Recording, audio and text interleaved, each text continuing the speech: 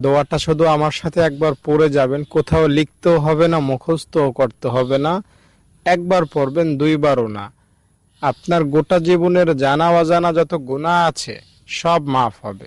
ছোট গুনার কথা বলছি না, বড় বড় গুনাহ, যেমন মিথ্যা বলেছেন, হিংসা করেছেন, নামাজ পড়েন না, রোজা রাখেন না, সুদ খাইছেন, এই রকমের মারাত্মক ভয়ঙ্কর লেভেলের গুনাহের কথা আমি আপনাকে জানাচ্ছি।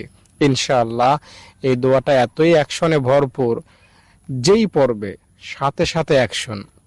এই দোয়াটা যদি আজকে ফেরাউনও পাঠ করত, ফেরাউনের গুনাহ আল্লাহ মাফ করে দিতেন। তাই আপনি তো ফেরাউন না, ফেরাউনের মতো তো গুনাহ আপনার নাই। আপনাকে আল্লাহ তাআলা নিশ্চিতভাবে ক্ষমা করবেন।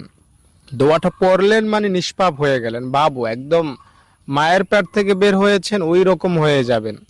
হাদিস শরীফে এসেছে, নবীজি বলেছেন 5 বার যদি কেউ